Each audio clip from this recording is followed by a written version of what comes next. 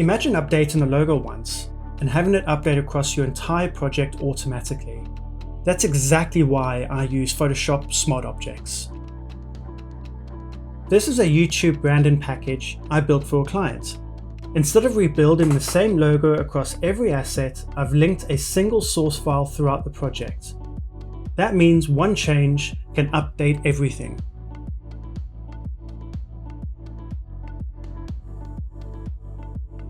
To make the change obvious, I've added a bright magenta color overlay.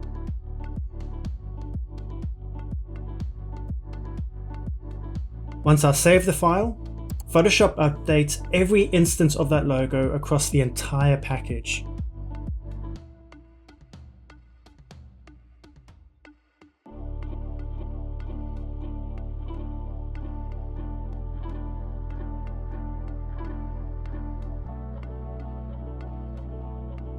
Obviously, clients aren't usually asking for bright pink logos. More often they'll request changes like different fonts, updated weights, shadows, strokes, spacing adjustments.